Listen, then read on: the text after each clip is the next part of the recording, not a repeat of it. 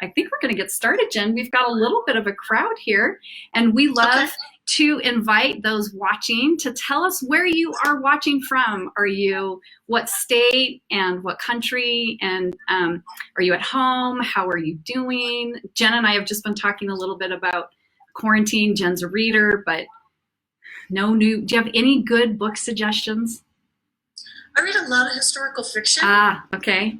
Thing that happens with the Plantagenets, like the War of the Roses and that. So if you want to look at Richard III in a different light, The Sun and Splendor is fantastic. Okay, this is great.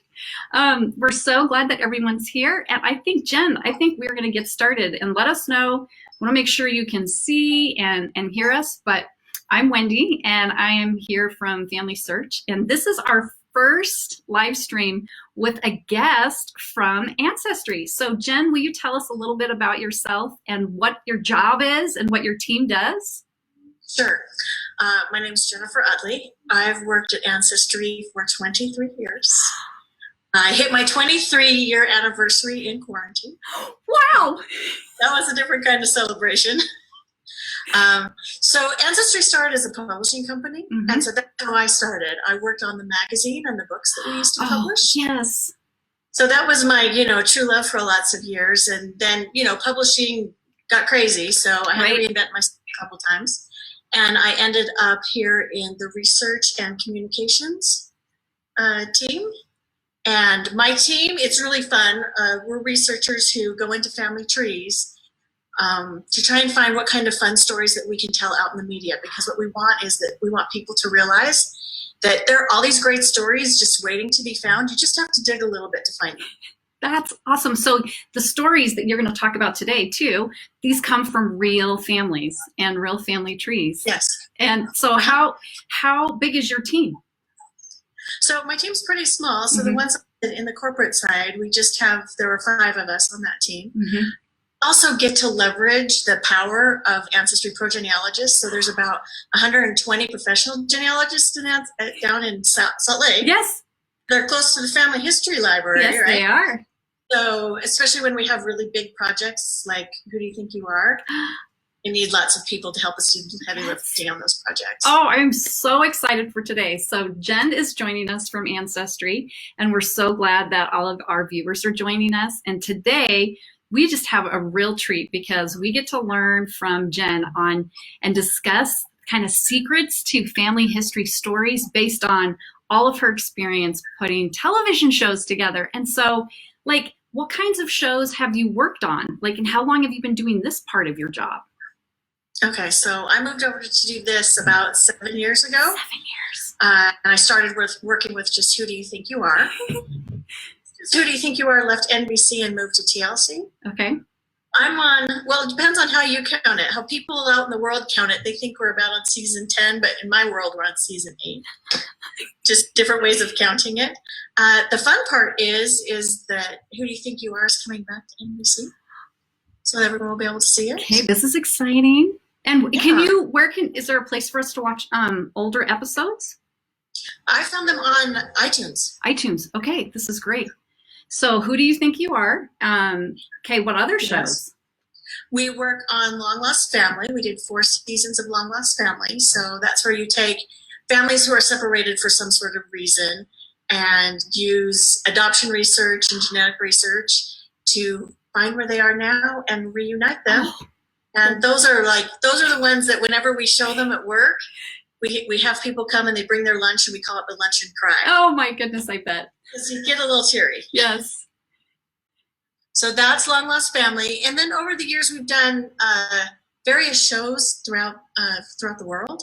So we did a cooking show in Canada called DNA Dinners. DNA Dinners? I've never heard of that one. How fun. Yeah, they're chefs who take their DNA results and then they have to turn them into meals. So that's kind of fun. We did one called My Family Secrets Revealed in the UK. Oh boy. Was another one of the learn about your family history for regular people. Okay. And we also participated in, last fall, there was a show called Aunt and Dec's DNA Journey. which was a fabulous two-part special where we took Ant and Dec. And if you're from the UK, Ant and Dec are huge. They're so cute. So it's the two of them going on a journey together, and they're learning about each other's genealogy and DNA. That's and so like fun. Competing and giving each other a hard time all along the way. It's fabulous. Do you have, wait. The other one. Oh yeah, go ahead. I'm not going to interrupt you. So there are two more that we recently just started. There are two that are on Saturday morning. So last fall we launched one that's called A New Leaf. And that's a story of when people are at a crossroads in their life, it's the time where they turn back to family history. And so we took people who had these major events going on in their life. We taught them about their family history so that as they made these pivots, they could take it knowing the stories of their ancestors. So there are people who are like having a new baby or getting married or going to graduate school or starting a new career. And we told them about their family history just to see where they go from there. Oh, that's so, a moment where you look back at family history. yes, that's fascinating. I love that. Just so many ideas around family history. And everyone who's here with us, let us know what shows you've watched and what your favorite is. And okay, but I know there's another show that you're still doing, right? Yes, so there's one that started just a few weeks ago. It's one of my favorites because it's one of our babies. It was a story or an idea that started with our team. And so you came up with the idea. Yeah, our team came up with the idea and then wrote it up, and people really liked the idea and wanted to make it. So we really think that as people learn their family history stories, you can go on that journey and walk where your ancestors walked. But if you can take a family member with you, and you can have that experience together, and it's not so much that, it's going to change your whole relationship with this person, but it's going to add a different element that you didn't have before. So for example, there's a grandfather who has 36 grandchildren, and it's hard to have a real one-on-one relationship with each grandchild individually. But with this one, the two of them went on this great journey to Montana together and built these memories. And it's fun because when they're in the cars, they're kind of, going back and forth and ribbing each other on who's going to ask for directions and who packed what on the journey. But so it's just about as much about learning the stories, walking where your ancestors walked, and growing those relationships. And sharing the experience with family. Okay, we have a question. Someone wants to know how long it takes to do the research for these shows. Do you have like an average, or does it vary? Well, different shows take different amounts of time, but I'll tell you this. So Hoodoo is the one that people usually know the best. And this is something that I tell people all the time, but it takes 1,000 hours of research to make 42 minutes of television. 1,000 hours. Okay, this question hours. came from, I think, Aletta Foreman. Great question. 1,000 hours. And so you do the research, you have these shows. How do you decide what stories you're going to produce, and how many stories or how many shows, or I guess I should say stories, do you decide not to do? Like if you're looking for in people's family trees, like how long does it take to actually find that nugget? And I'll give you lots of tips on how to find stories in your own tree. Great. We've learned lots of shortcuts along the way, but sometimes you find the story in 10 minutes, and sometimes it takes you a lot more hours than that. Hoodoo is it's its own little animal, because when you do Who Do You Think You Are, because of the format of it, tell the story in little pieces. So you have to have lots of different records, because if you were to find a biological sketch, right? So you find one biological sketch and it says, here's this soldier, and he fought for the Union in the Civil War, and he was at the Battle of Decatur, and he was captured, and he was held at Andersonville, but he escaped, and he got back to his own unit, but he was shot by friendly fire. But after the war, he went home, and he was a politician, and he fought for women's rights. Great story. But if you find that in a biographical sketch or an obituary or a mug book or something like that, you've got a 4-minute story. Oh, you need way longer. Yeah, so what you need, and part of the journey is about unpicking the story as you go. Okay. You've got to find, instead of one record that tells you the whole thing, you need to find 12 to 15 records that give you this much of the story. So it's like a mystery, and it's building. Right, so he's enlisting in the army, but you don't know he spotted the battle of Decatur. You don't know he was captured. So that gives you the opportunity, especially when you're sharing family history with people in your life, to give them everything at once is really overwhelming. Yeah. So this is a great tip right at the beginning.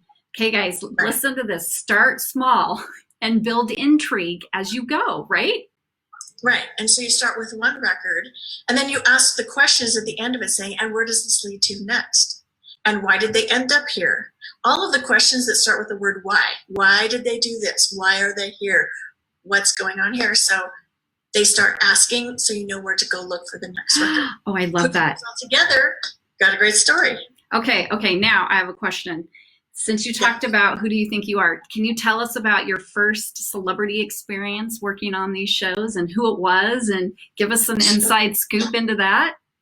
Sure. So people think that, first of all, that I get to choose who's on the show. Oh, no. You don't.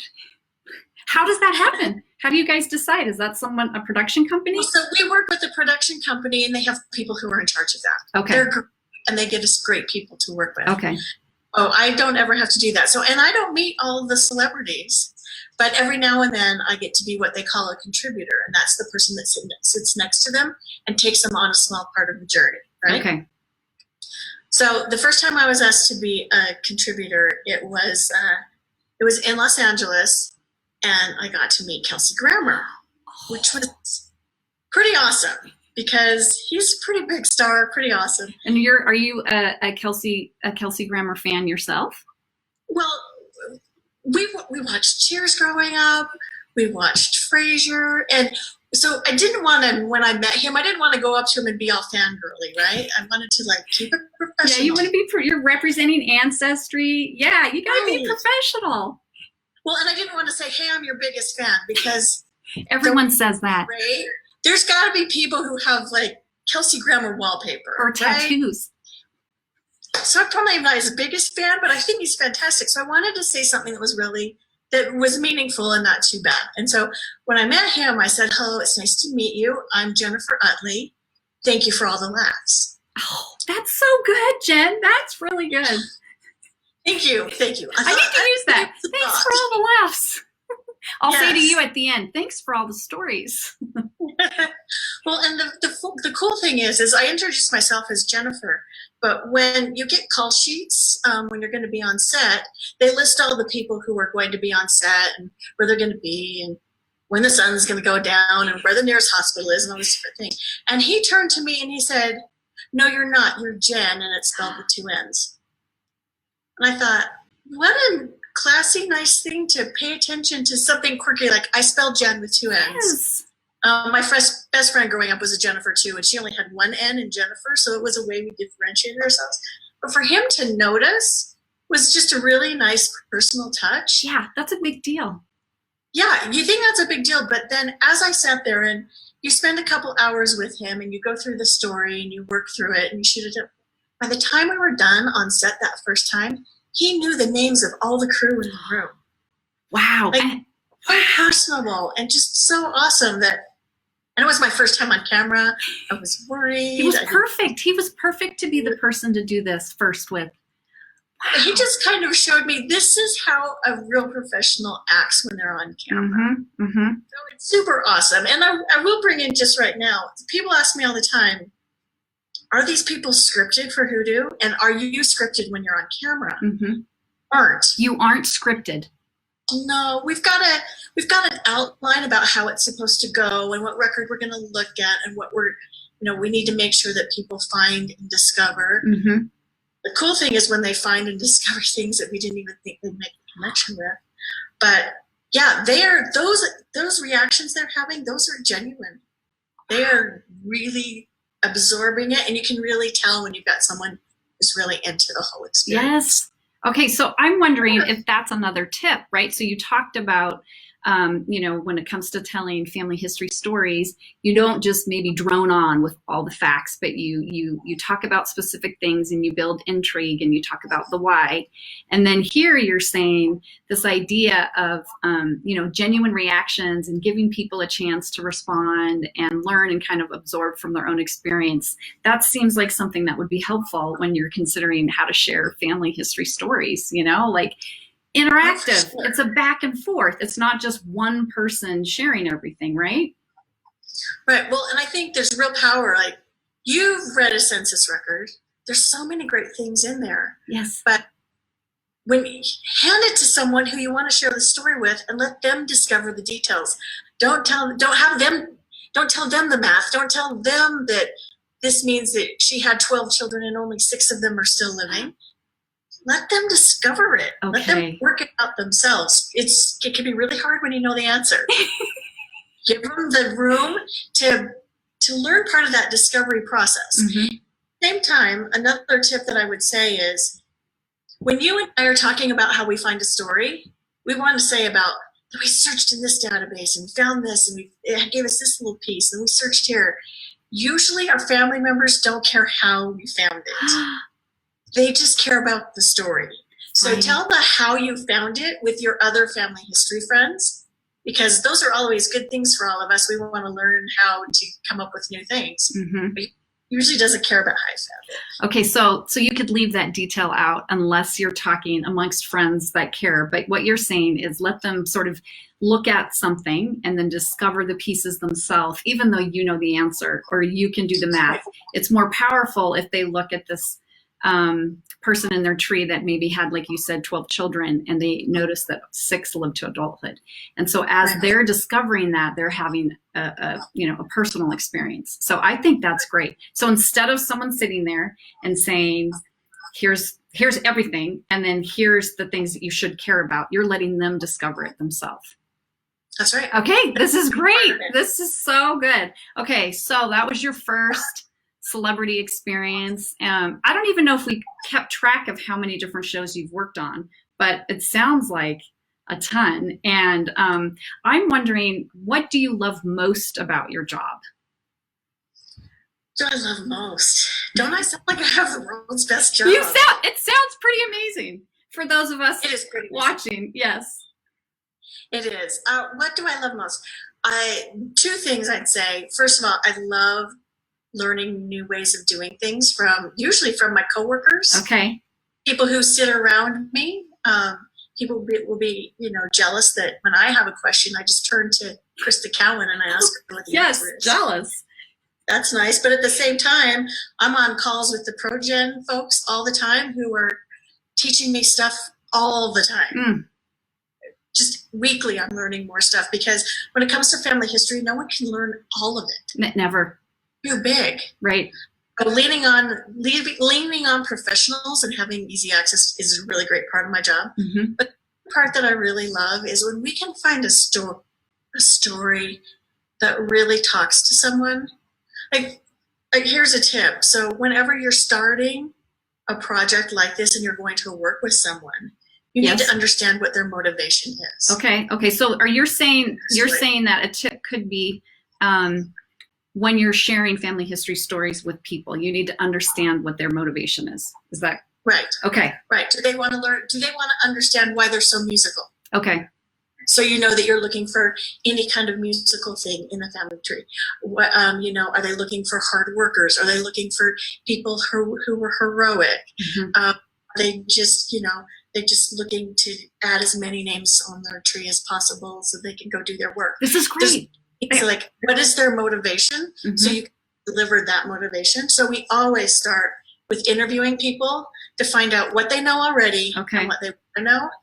And so the part that I'm getting a long ways to answering. No, this is great. I'm not able to follow the comments, so I think everyone is probably as captivated as I am, because we're just so glad that you are here, Jenn. So keep going. So when you find the motivation and you can pair it with a story that looks like that, and you're like, oh, I can't wait to show them this because they said this is what they wanted. I'm going to deliver exactly that. And it's even better when you deliver a story and they find something that you didn't think of. like, oh, they are involved. So those are my favorite parts of my job. Okay, so I have so many questions in my head, but I know that I really, really, really want to understand, like, why do you think family history stories can be entertaining? You've talked about some ways, but like, what is it that makes it such compelling television? And you've got celebrity stories, you've got stories that you find in trees that are real life examples, but is there, like, what makes them entertaining and compelling? And what do you think? Well, I think it's multiple things. It's about putting together a puzzle that's all about you. Okay. Like, there's mystery, and as you put the pieces together, the final picture is going to be a portrait of you, right? So it feels like a portrait of you. I love that. But that's part of it, and I think people really appreciate to understand the people who came before them. Yes. They made these decisions. They walked across the continent. They sacrificed with an infant or pregnant and $12 in their pocket. Right? My gosh, they're amazing. Right. So I love those kinds of stories, and I think that's why it resonates so much with people themselves and the people that came before, and even the stories that are really sad and tragic. But for a while, I was worried that we should always tell happy stories, and that always had this resolution at the end, that there was some redemptive thing. And not all stories have that. And it was hard for me to embrace the fact that you can tell sad stories. I find that people out there can see themselves in the sad stories just as well. We don't need to shy away from them. You just have to be very thoughtful and respectful about it, and understand that our ancestors lived in a different historical context. Maybe give them the benefit of the doubt, right? Yes. But we're all living in our own little, we don't know what's going on, so we're just trying to make the best decisions we can make right now. They were in the same position, so let's celebrate that for what it is. Yes, give them. Okay, and I like how you said, we don't just need to tell the happy stories, because there's something about the hard stories, from my personal experience, that allows me to connect to them in ways that I think it's different and meaningful. And so I like the idea of not leaving out the hard stories, and I like the idea of understanding the motivations of people who want to understand their family history and the fact that it's different. And I still think you have like such an amazing job. It sounds pretty fantastic. Okay, so tell us about, like, maybe one of the memorable stories that you worked on one of the shows, like a favorite. One of the favorites was in the new show we just did, Roots Less Traveled. Okay. Together, her name was Cherie, and we were putting together her family tree. So when you start out, you figure out what they know, and then you build on it from there. And you have to build a really good tree to build a really solid foundation. Okay. So we'll do like 5 or 6 generations on all lines, just to see how much we can do. Wow. Especially because, I don't know about you, but as family historians, we tend to go off on tangents for a while. Yes, you dig around, because that puzzle is big. That puzzle is big. Something, it's like 4 hours later, it's 3 a.m., and you've totally lost train of thought. So it's always good to have this nice foundation. So when you go off on those things, even if it doesn't pan out, because sometimes it does and sometimes it doesn't, you have something really solid to come back to. So you do the research, and then you go and you see, okay, what kind of historical context, what are some of the fun story-driven records that I can find? Oh, I like that. 2 of my favorites are newspapers.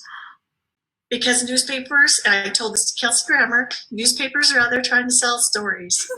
So this is a great place to find stories, is newspapers.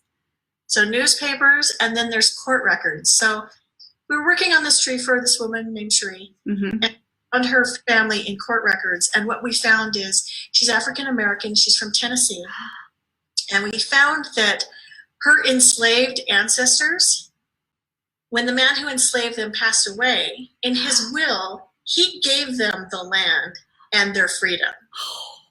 Which, that's an amazing story in and of itself. Yes. But as we dug into it, we found that his children fought the will. because they didn't want the land to go to these other people.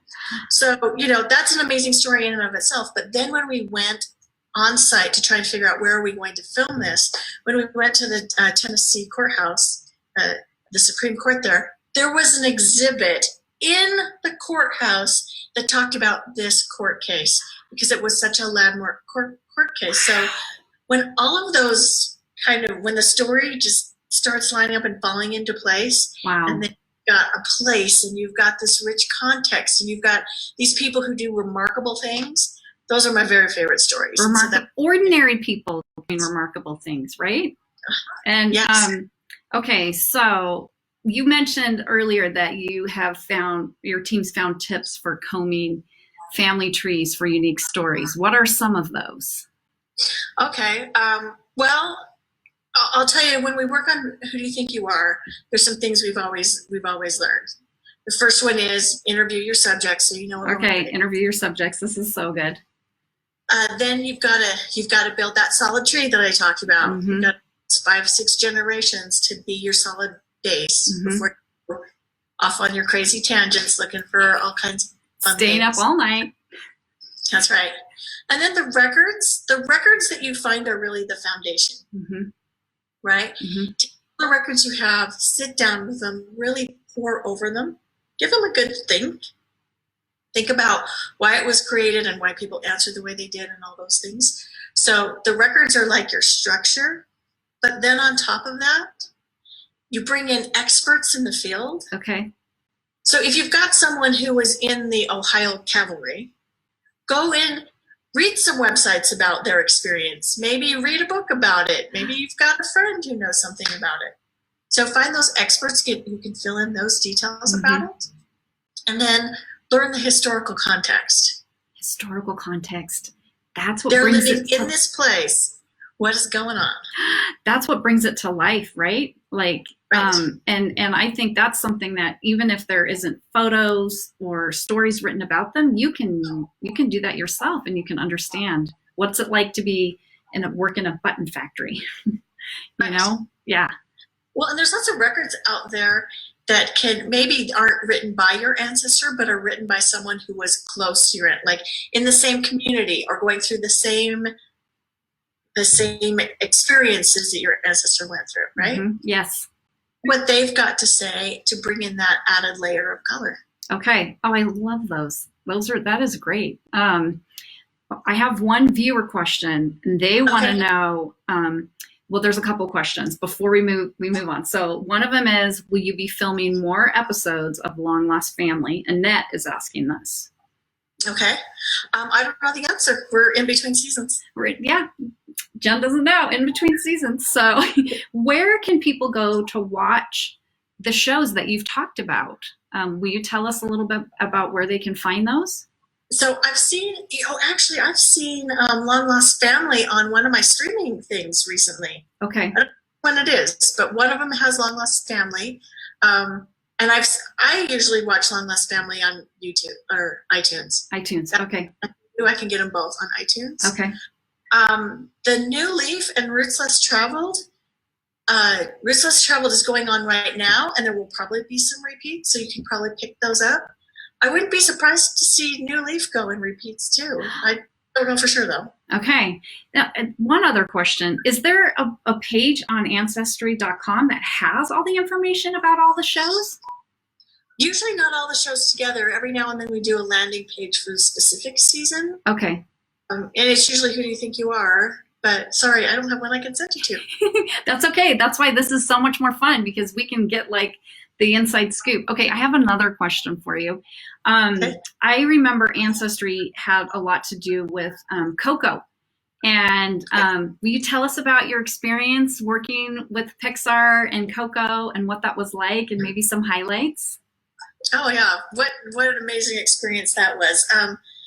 So like I said, you've got to find out the motivation and you have to learn where you need your story to go. So because of that, I got to go to the Pixar campus. What? And Coco. How amazing was that? Was it just amazing? Yes, it's great. And like out in the courtyard, there's Lexo the lamp is there with the big ball. Oh my gosh. great. They have a special screening room. They made us, when we walked in, we had to put our phones in a sealed envelope. You had to put your phone in a sealed envelope? That's how, like, is it a security thing or? Yeah, they didn't want us. There were 10 or 12 of us who got to go, and of course they didn't. It's just a precautionary measure. No one's live streaming from Pixar. It's super. I kind of geeked out a bit about the whole thing. I would have too. Obviously, this is exciting. Beautiful. When you walk into their reception, they have these big, beautiful murals of, like, one of them was from Brave. And it's like this gorgeous landscape with the red hair on Merida. And there's a glass case. It's filled with all their Oscars in the reception area. So yeah, it was. And then there was a store we could shop in. I bought a T-shirt for my son. Yes, you should buy all the things. Yeah, I kind of wanted to do. So yeah, I got to go see the movie, and then we took the information. And for the project, what we were doing is we were filming, and you can see this on YouTube. Google it. We were filming with two of the directors and the producer. Mm-hmm. There were 3 people that we were looking for, and okay, so Coco, when it comes to family history, come on. It's Coco. perfect. It's beautiful. It speaks so much to the motivation of all of us and those that we are speaking to today. I'm sure it's just a beautiful story. Yes, and so to be able to watch it was such a privilege. And, I sat there and just, more crying with the coworkers. Yes. Oh, crying with the coworkers at Pixar, watching Coco. This makes your job sound so fun. It can be. So if you're familiar with the movie Coco, which my people are, it's an animated feature, right? So it's animation. And it's about a boy who wants to be a musician. And there's a family history mystery in the middle of it. So we had these 3 people we were doing the family history for. And so for the first one, Adrian Molina, we found in his family tree someone who was listed on the census as a drawer. So that leaned into the animation, right? Wow. Yeah, what was it like when you found that? Did you guys just like freak out? It is pretty much a celebration when you find out something like that. You're like, we've got a drawer in the tree. Now, what he did is he would draw schematics for patents that people would submit. Still. To find, like, his drawings of these patent records to share with him. So that was kind of awesome because it had animation in the drawer. And then for the second one, we found his ancestor in the Civil War. Mm-hmm. He was a drummer. So he was a musician. So we were able to make the connection with the musician in the movie. Which was wow. And these are the people working on the show. How meaningful. Right. So when Coco won the Oscar, these are the people who went up to accept the Oscar. Oh my gosh. Wow. And the third one was Darla K. Adams, and her grandmother was adopted. So she had a mystery in her family, and she took the DNA test and we did the genetic genealogy. And we were able to show her great-grandparents pictures. It's like, this is the part of the family you don't know. And then we were able to take it down a few generations, and we were able to show her a picture of her uncle, who was an electrician in the movie industry. So it was like everything came together, like we solved a mystery and we tied it to the movie industry. So it was a pretty special project to work on. Oh, okay. This is exciting. I love hearing these behind the scenes stories. Wow. That's so cool. Honestly, these stories are in everyone's trees. They're in everyone's trees, and you're telling us how to find them. And I think this is great. Like, such good information, such good tips. Okay, so I have, like, I would think we've talked about what makes a good family history story. I'm wondering if, like, what is the most exciting kind of discovery you and your team have found in someone's family tree that was just surprised everybody? Boy, that's hard. It comes up a lot. Because the ones you've described are pretty surprising and awesome, but there's got to be some crazy stuff that you find. Well, and it's amazing how many layers the different stories can have. One of my favorites for Who Do You Think You Are was one of the very first ones I worked on. It was for Zooey Deschanel's episode. Oh, yeah. And her ancestor was a Quaker and was living in Pennsylvania. And there was a group of former enslaved people who had escaped across the border. And they were being sheltered on their farm somewhere. And the people who had enslaved them, they come across the border and there's a big altercation that happens. And even like guns are pulled out, and the former slave owner, he's shot. But our fugitives escape. Zoe's grandmother dresses them in women's clothing, gives them food, and sends them on their way to Canada. The cool thing is not only does she help these people trying to escape slavery, she then takes the son of the slave owner who has been riddled with shotgun pellets. What do you call them? Shotgun? I don't know. Shards. So he's got multiple injuries, and she takes him into his house and she nurses him back to health. Oh. She does the right thing for both sides of the story. Yes. To me, I was like, when they were putting that together, I was like, I cannot wait to see this episode, because what an amazing woman, and she did all the right things, and she's so inspiring, and it's a great episode, and it's so dramatic. And at the same time, there was another episode that season that was Christina Applegate's. And we went back 2 generations just to her grandmother, who had a really sad life and battled with some alcoholism. And there's like all these sad twists and turns. And at the very end, she goes to the grave where, she hadn't raised her son. But she goes to the grave to pay her last respects. And they find that she had bought a place for her son to be buried next to her. And every time I see that, I get choked up. And it's such a simple story. So this whole time I kept thinking, oh, everyone's going to love this big, huge story with Zooey Deschanel.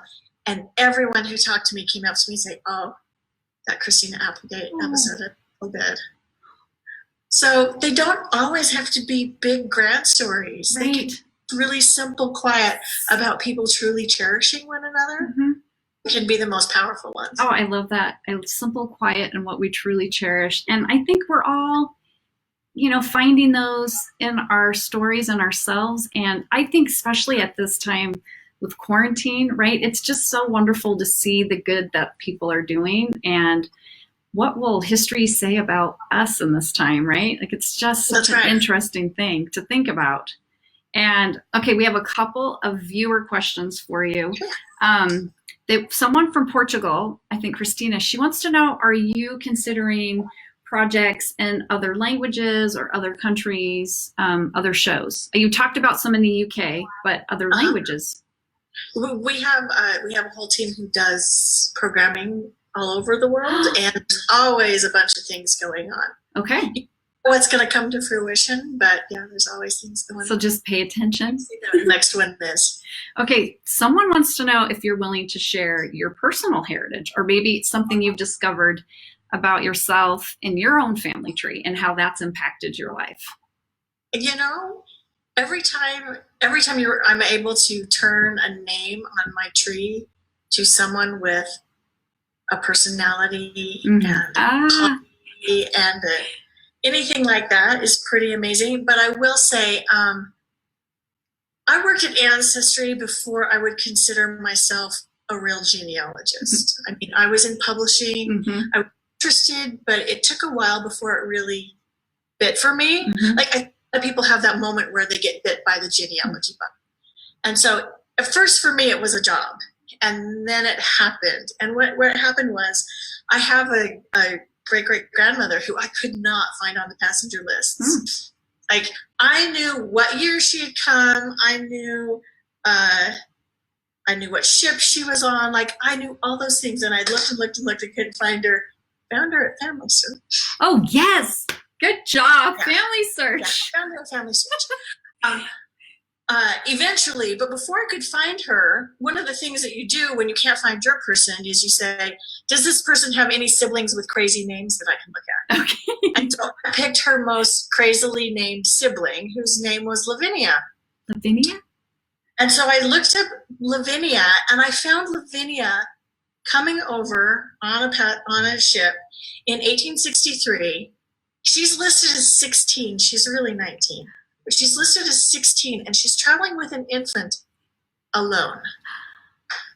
And I'm thinking, there's a story. There's a story here, because she is 16. She is on this ship in 1863. I don't let my kid go to the grocery store alone. Right. Different times. To go across the ocean, right? I would probably let him go to the grocery store now. He's almost 17. Just so crazy to me that she had done this, that I wanted to learn more about her life. And what I found out is that she comes to Salt Lake. She has a beautiful singing voice. So I found her in newspaper records, because the very first time that Handel's Messiah was performed west of the Mississippi, she was the soprano soloist. What? Yes. And she's just this amazing woman. She's part of the Mormon Tabernacle Choir. She's one of their soloists there. And, a few years later, she dies tragically. Found that in the newspaper. So she was kind of the person who just opened it all up for me. I don't know. She might be annoying that I tell people her story all the time, but I can't wait to meet her. Yes, I think stories are what connect us, right? And like you talked about, the ways to find stories in our family trees, and I like this idea of having a foundation tree, going up, looking for records, but trying to have historical context as well, and stories that if your particular ancestor doesn't have stories, maybe somebody else does around that time. And then I also loved what you said is sometimes it's it's the simple gestures that can be the most impactful, and looking for connections. Right. I think especially, I don't know, today it seems really important as we kind of reflect on, as our lives have drastically changed temporarily, hopefully, what really matters and what do we really miss during this time. And I know for me, it's people, and it's being around and sharing things with people.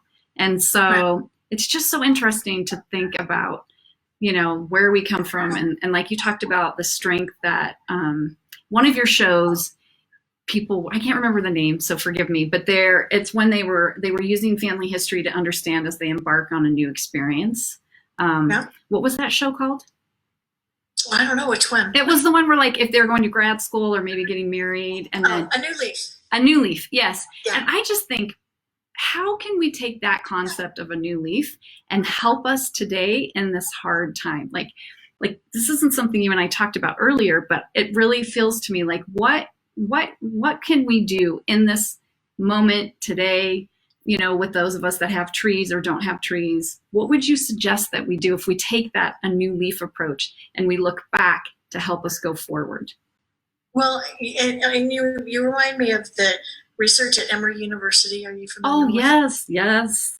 So we love researchers at Emory University, they put together a series of questions that they would ask teenagers. And so there are 20 questions that teenagers, they were family history in nature, and they all had something to do with, the teenager would not have experienced it. They would have had to have heard the answer from someone in their family. Like, yes. What ancestor do you look like? Or where did your grandparents live? Or where did your grandparents meet? Like the things that you would have to have heard those family history stories.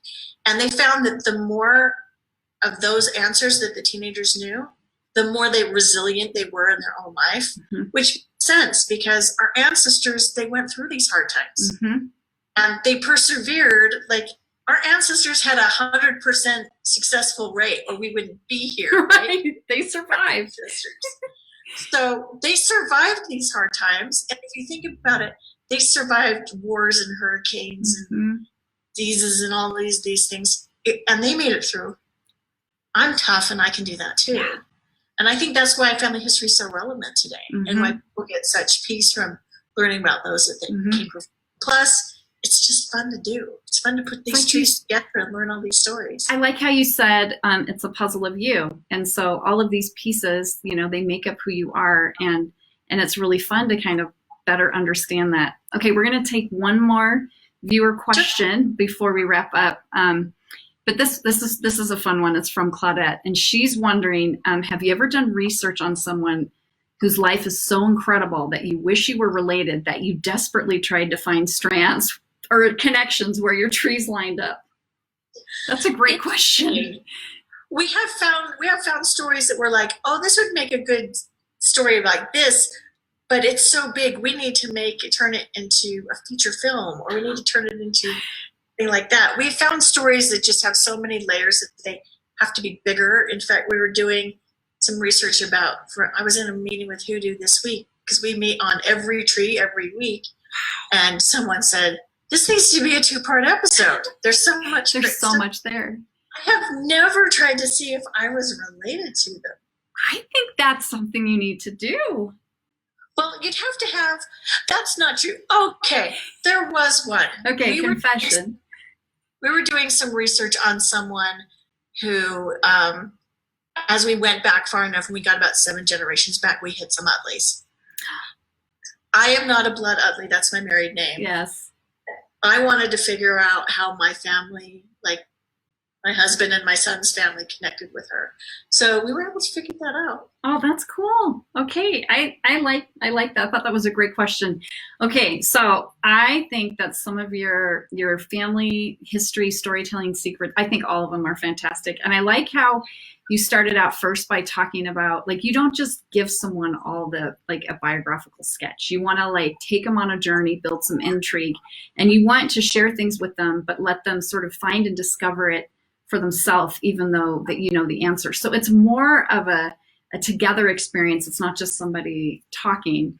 And then I also really liked, like, people aren't necessarily, they're not curious how you got the story.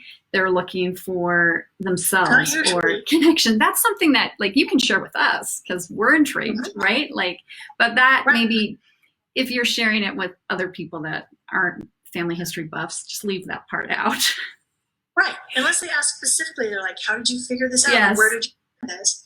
Then you can open that door. But it can be boring. So I really like that. And then I also, something else that you said, that a lot of things that you said, or all of the things you said, have been powerful. But, you know, sometimes the best stories are simple and quiet, and it's just something about somebody caring. And I love this concept of the puzzle of you, and really looking for ways to better understand yourself and your family by looking at the past. And I just think these shows sound so fascinating, and your job sounds just amazing. And please, like, let your team know how much fun, you know, they're creating in the world for people like us to be inspired. And I know for me, when I learn things like this or see things like this, it just encourages me to go try to find out some more stuff about myself, or to document my own experience, right? Sure. So we can leave behind some fun and exciting stories for people. So I think my last question for you is, how are you documenting your experience during the quarantine? Well, I need to do better. I've thought a lot about, especially documenting it during this time. Yes. During quarantine.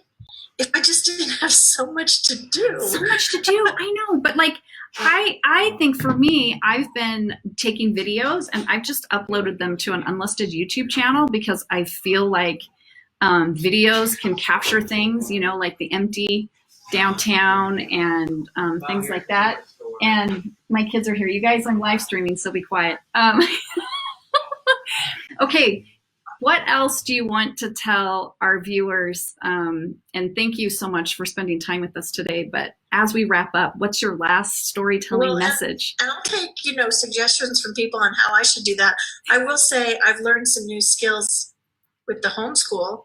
Oh, I bet you have. I created a website last night. Maybe I should be making my own little website, because now I know how to do that. Yes. So yeah, I take suggestions from people. Sorry, what did you say the last question? What's the last thing? Yeah, like, as we're closing out, and we've talked a lot about what you've learned, working on family history television and storytelling secrets. Is there anything else you'd like to share or add? And where can people go to find the newest show? Tell us about that too. So I will say this. We find things so often that you really just dig, because there was a time a couple years ago where every day I'd come home and my husband, his name's Rusty, would say to me, "And what'd you find today? Like, what amazing thing was it today?" Dig and share. Dig and share. dig a chair and just keep looking, because they're just there. You might think, oh, my people are all from the same county and they all were just farmers, but you might be missing something. Like I found out recently that my great grandmother was really good at marking quilts. People would bring their quilts from all over the place to have her mark them up for them. Like, it's hard to find in just a record, but there's stuff out there. You just and here's the other thing: genealogists, family historians, they are very inventive. They'll use any kind of record that's out there to learn more and more about the story of their ancestors. Yes. I love that. I love that. Dig and share. Jenn, thank you so much. And okay, before we the newest show, Roots Less Traveled, the one that just started, where can we go to watch that? So it's on NBC on Saturday mornings. Okay. Depending on who your provider is, sometime between 9 o'clock and 11 o'clock. Okay. Just check it. You'll find it there. Thank you so much. I'm going to end the video, and it takes just a minute. So I think, too,